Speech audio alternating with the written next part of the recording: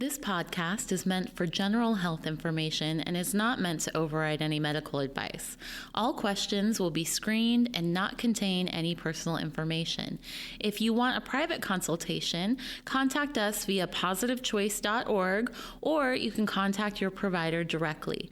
Thank you and enjoy the episode. Hello, and welcome to the Positive Choice Wellness Podcast. I'm Anneliese, an exercise physiologist and nutritionist. And my name's Melanie. I'm also an exercise physiologist and nutritionist.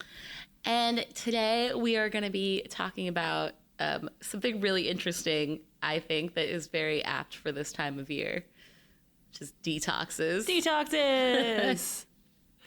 Yeah, that's always something that comes up in the New Year times. What's a quick way to get healthy? Detox your body, right? Yeah. Yeah. I think everybody feels that they have overdone it in the holidays. So they feel like they need to cleanse themselves of their sins. Is this where it comes from? I'm assuming so, but I'm always curious, what are they cleansing? What are they removing? What are these impurities that we speak of? Well, we don't ask those kind of questions. But we just know we're cleaning our insides. Okay. We don't know what of. Well, I think the best place to start would just be like defining a detox, right? What exactly is that? What are we talking about exactly? Yeah. Well, I also think we could start the conversation on like, well, what is in our body that needs to not be in there, and how do they get in there in the first place? They go in, they get inside, they remove it.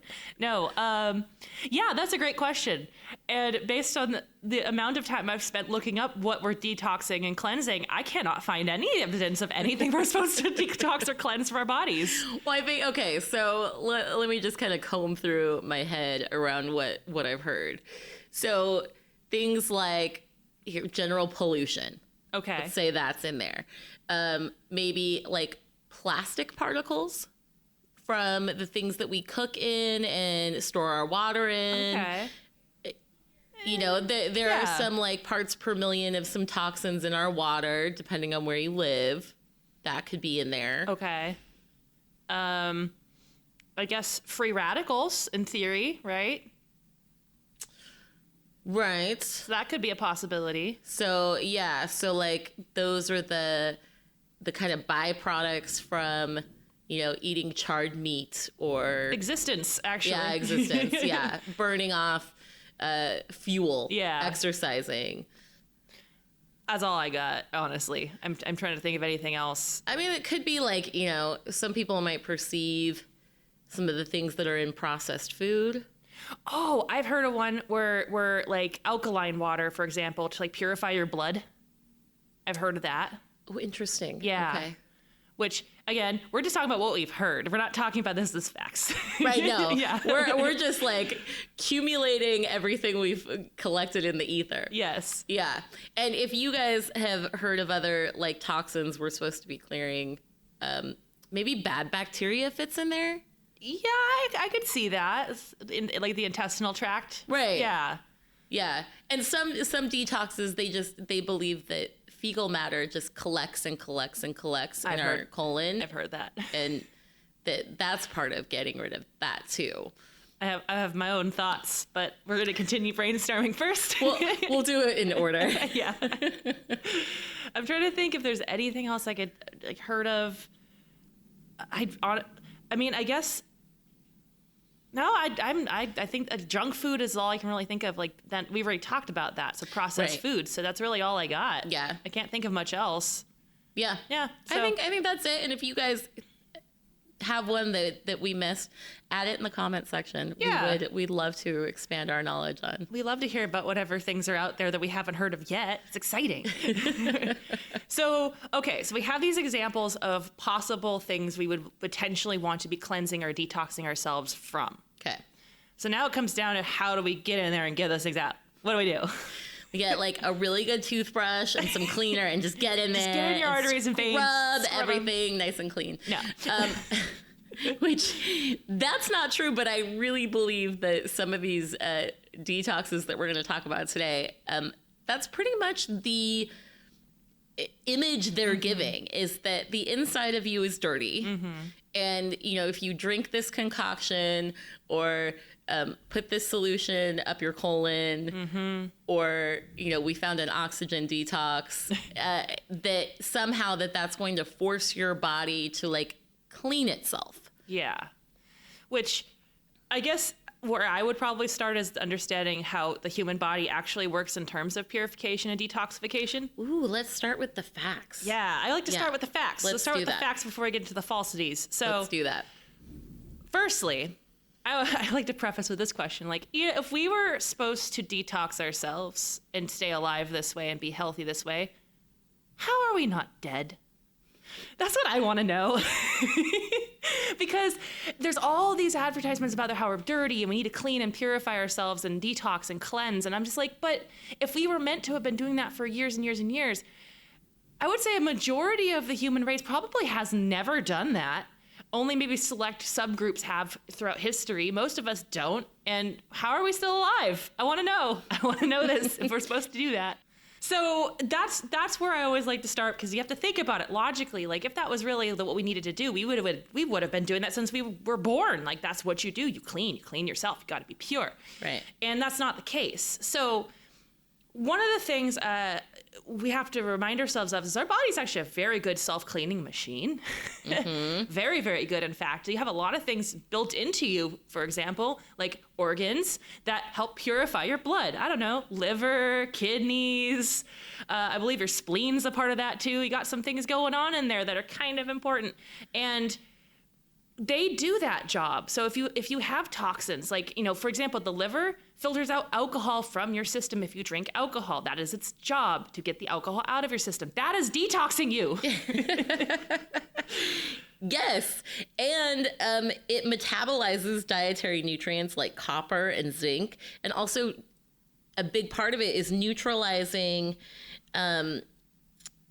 metals like lead, mercury, getting that ready for elimination, which I guess metals would be something else that people might believe they need to detox from. That's true. Yeah. Yeah. They also produce enzymes that regulate the metabolism of drugs. That makes sense. Important things. Yeah. Yeah. So your organs, your liver specifically, it's pretty great. And that's why it's important to have one. You know, and that's also why I find it so silly when we're told we need a detox, and that's literally what your liver does. Right. Yes. And then we have our kidney, which starts filtering out waste substances, right? Then there's the intestines, and specifically the lymph nodes in the intestines. Screen out parasites and other foreign substances before nutrients are absorbed into the blood from the colon. Oh, man. That's a lot of stuff.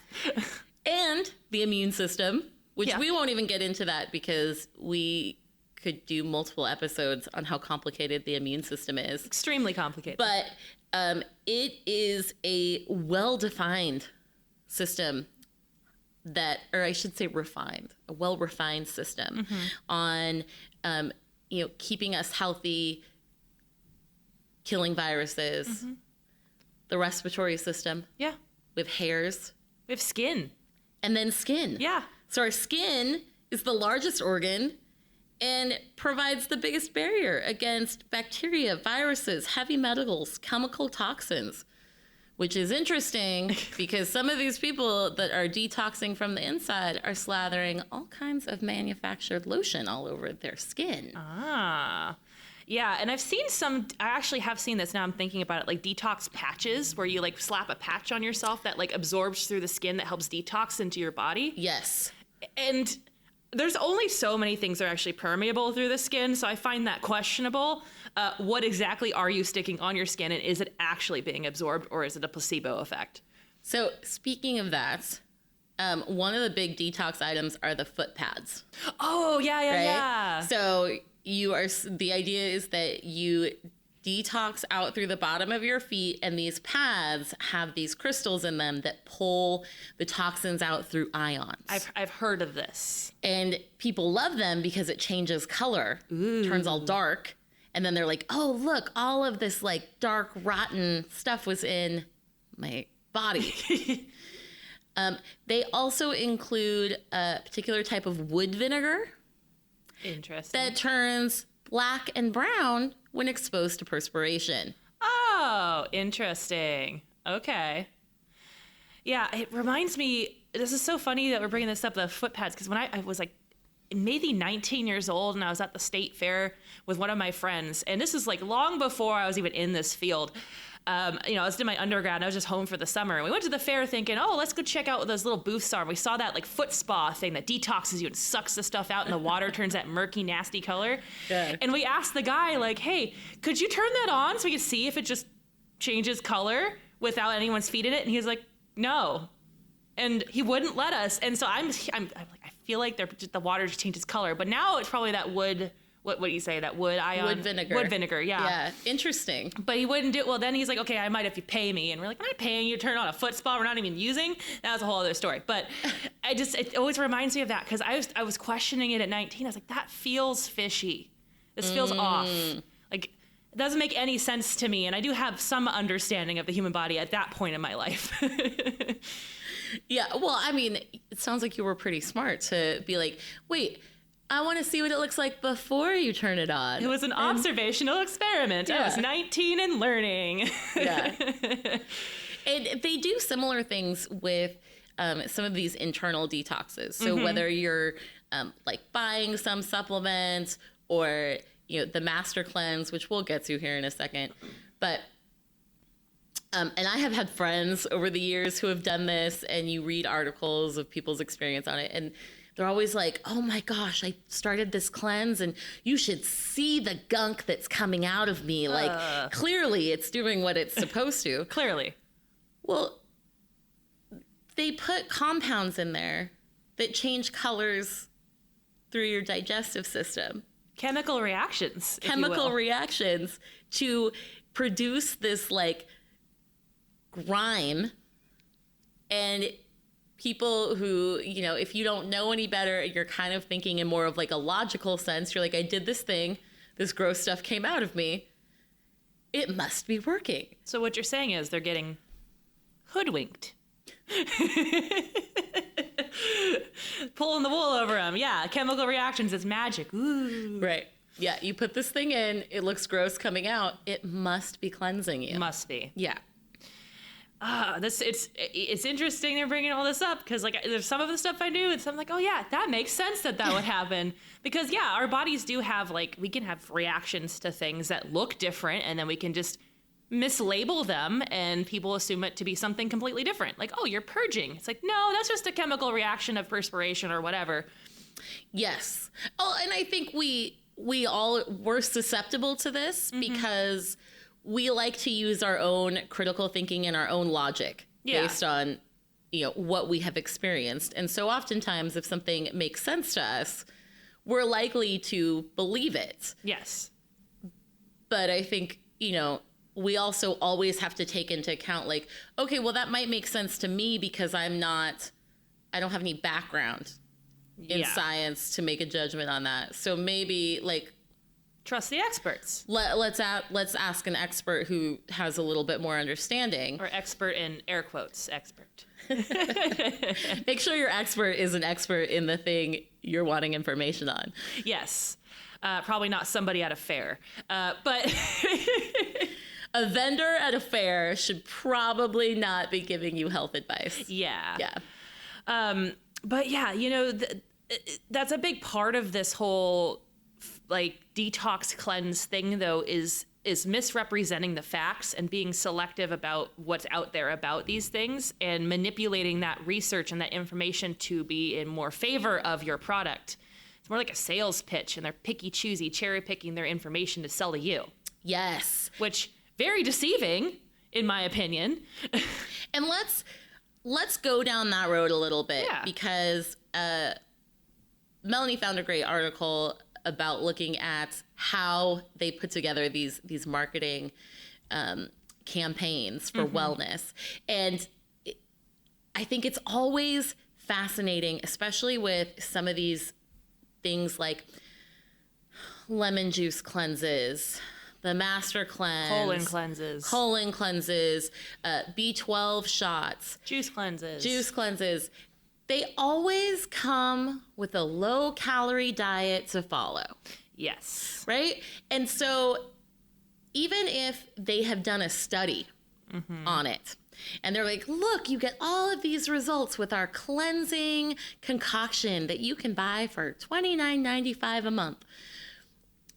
And, you know, they have paid for a study to be done. And people go, oh, that's so great. And look at all the before and after pictures.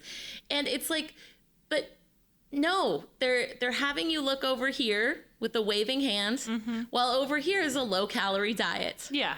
And the truth often is that the results that they're getting have nothing to do with the product they're selling. Yeah, exactly. And that's one of the things on here, actually. It's talking about a lemon detox diet. And it's often, very, very often promoted as this huge detox that help improve your health and it's good for you. And what they did is they did a single tiny little study, right? So it's a small study. And basically, if you know anything about researching, they recommend a study of no less than 30 people to be considered statistically significant. Any less than 30 people, and it's like, it's a small study. It's not really relevant or reliable, right? Not applicable to the masses. Yes, exactly. Yes. That's what I was going to say, that. So one thing is they found with this detox diet, they got overweight women follow a very low-calorie diet with organic maple syrup, palm syrups, and lemon juice, and they found that they reduced their body fat and their insulin resistance and had lower levels of inflammation. You're like, oh man, that's great. That's so awesome. And then they also didn't share this, but the results they're telling you was actually observed in the people just eating a low-calorie diet without the lemon juice. The people eating lemon juice didn't have those results that they're claiming that the lemon juice diet did. It's the other group, the control, who just did the low-calorie diet. So they're not even giving you the full story. They're giving you a piece of it, going, yeah, this is the results. And no one goes in to question that. They just take it at face value and go, yeah, that makes sense.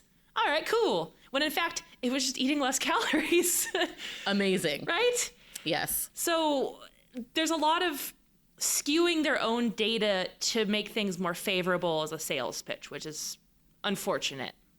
Right. And I think that sometimes that is enough to give the average person, like, just having a study like cited is enough to have people go, oh, they really know what they're talking about. So just be wary of that. Yeah, and like there's a lot of reliable websites you can go to for information about it. But if you're finding it on a blog or like happyhealthysomething.com or whatever, questionable, you might want to look into see if there's research cited and articles linked that actually bring you to a reputable source. Well, and even that can be hard. I mean, I have seen like world famous websites that even people in our industry tout. And when you go in and dig into some of the studies that they are citing, those studies are not good studies. And even people who are in the field, who are scientists, are like, oh yeah, they're a great source. And it's like, It's true. So, I mean, I think it just presents a challenge for a lot of people to suss through what is good health information and what is not good health information.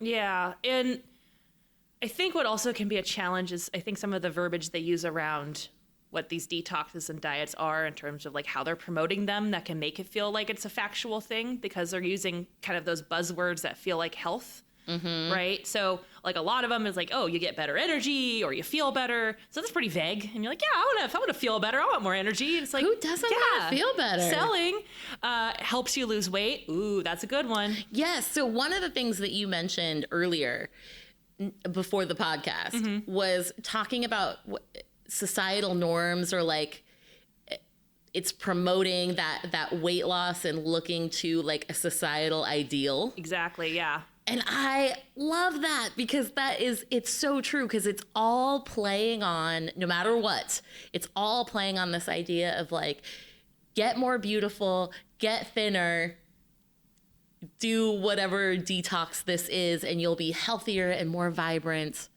and more desirable by our societal standards. Exactly. And Like now I'm trying to find where I read that off to you. Because I was reading, I was like, yeah, because it is looping like that societal norm in. That's an expected, the expected way we're supposed to be, how you should appear. What is it, what was the glamorized version of beauty is out there. And then roping in potentially influencers and celebrities too to promote said product they may not even use. Yes. But you get the famous face on it. Now you associate it with health, associate brands with it. Everything starts to come down to, oh yeah, it's good because all these people support it.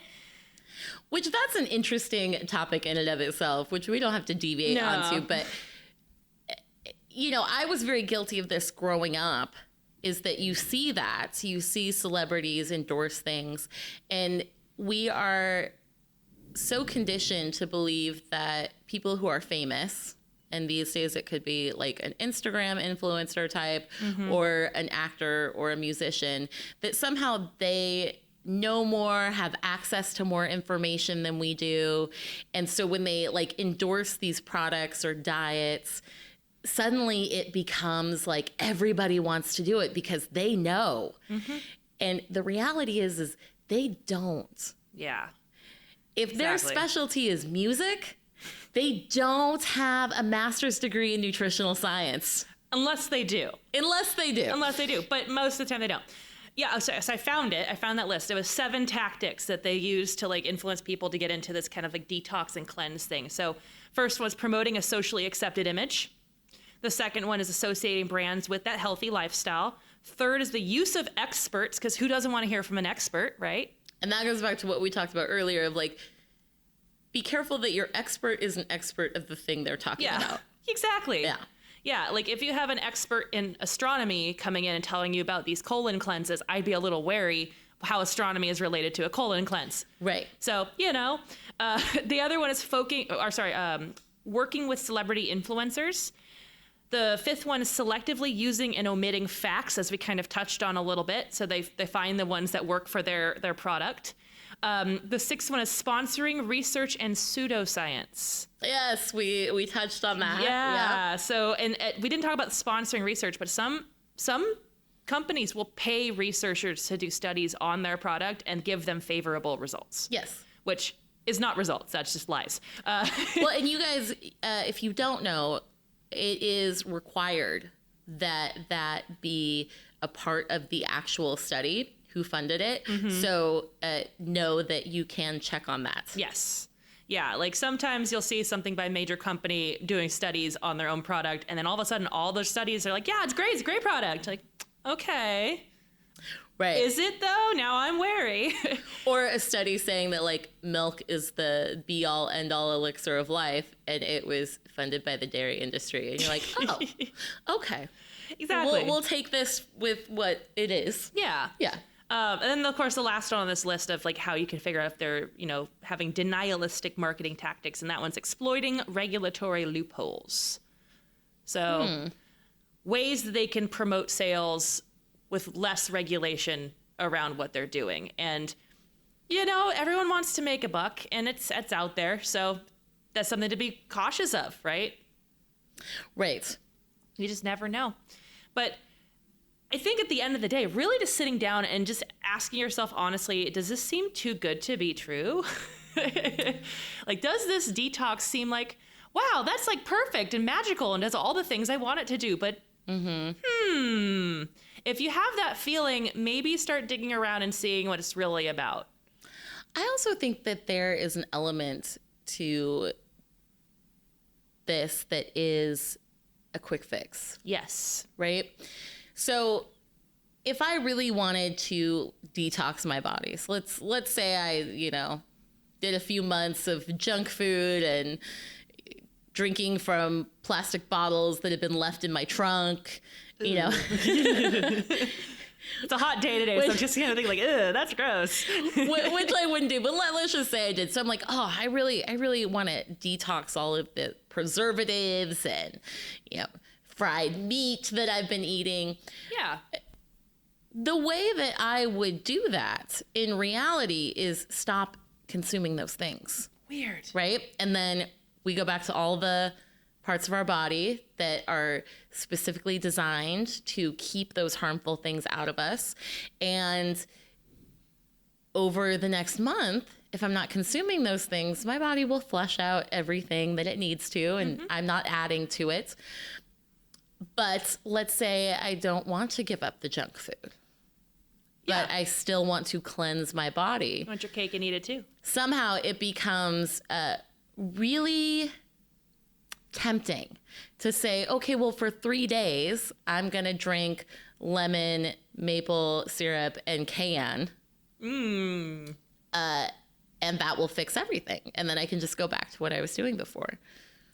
Yeah, I mean, that we are in the society of instant gratification, and a lot of us do want quick fixes and quick solutions to stuff. And that, yeah, I mean, that's why this whole industry exists. It's people who want to fix things now, as soon as possible. But the fact of the matter is, the way the human body works, one, you don't need to do any of that. And two, your body will do it itself. It has the tools. You just have to stop doing the things. Right. Which it can be challenging, because I know there are people out there who, maybe really enjoy some of those things and don't want to give them up. Right. And there are ways to incorporate things into your life in a healthy manner. We have whole podcasts on that. But the point really just is, if you're feeling unwell and, I don't want to say sickly, but if you're not feeling good physically, and it could be a result of some of the behaviors you're having, maybe take a step back and figure out what you're doing, and then look at it hard and decide, are those things really serving their purpose in your life and helping you be the best, healthiest version of yourself? And could some stand to be changed? Yes. Yeah. I always think, let's go back to the foundation. Exactly. How is your foundation? Are you sleeping? Are you drinking plenty of water during the day? Are you eating vegetables? Are you avoiding processed foods? Are you exercising every day? Yeah. If any of those are missing and you're still trying to buy your way into a healthier you, you're wasting your time and money on efforts that could be spent on these really foundational things that we know have to happen to cleanse ourselves and be healthy and have more energy. Yeah. And another thing also is, and I always forget to mention this, but it's something that is important to say. If it was something that was for sure doing exactly what it claims to be doing, why isn't every single person in the world doing this? Or prescribed by a doctor. Yeah, exactly. Right? Why is it somebody on the internet telling you it's a great thing to do, but then your physician's like, I don't know about that. There's probably a reason why no one else is doing it, or not a majority of people aren't doing it. And it could just be that, if you get into these little holistic realms of these detoxes, it's hard to hear the reality of it sometimes, because you're surrounded basically in an echo chamber of people shooting back the same information at you. But if you talk to other people in your immediate circle, they're probably not doing these detoxes. Talk to your coworkers, talk to your extended family. Are you doing this detox? I've never even heard of it. That might be a big red flag. I don't know. That's just, how many people know about it? I mean, some of that, there is kind of this idea that you found the magic, and everybody doesn't know because that's the red flag to me. Right. That is the red flag. So yeah, catch yourself in that thinking around that too. Yeah. If you're ooh, I found the magical cure, it's just me. That's where you might want to go, why do I only know about this? Shouldn't everybody know about this? And some of these detoxes are relatively harmless. I mean, if you put a foot pad on your foot, yeah. So if, for the most part, if it makes you happy, yeah, we're definitely not trying to take that away from you. If these things bring you joy, that's fine. My rule with any sort of weird detoxy thing is, as long as it's not harming you or anyone else. Yeah. As long as no one's getting hurt. Right. If you put a foot pad on, cool. Enjoy the goopy looking foot pad. Have fun. It's not hurting anybody. You're just spending a little extra money to make you feel good. That's fine. It's like getting a pedicure, kind of. Yeah. But if you were doing coffee enemas or regular colon cleansing or, going on these super low calorie juice cleanses, we're probably contributing to some negative health effects, and we're going in the wrong direction. Yeah, because when you're eliminating entire food groups and they're restricting you to such an extreme degree, that's where you have to like wonder where are you getting some of your nutrition from, which that's where they might slap in some of that pseudoscience, like, oh, if you restrict this, your body will do this and blah, blah, blah. It doesn't ever hurt to talk to a doctor if you read something like that and ask them. Yeah. Or a qualified nutritionist. Yeah, I was like, hey, does this do this? And I'm like, no. Oh, okay. Good to know. But what's about that time? All right. So thank you guys for joining us today. We're going to leave you with just avoid detoxing yourself. Just eat healthy, drink a bunch of water. Sleep. Exercise. Give your body all the tools it needs to do the best filtering it can do.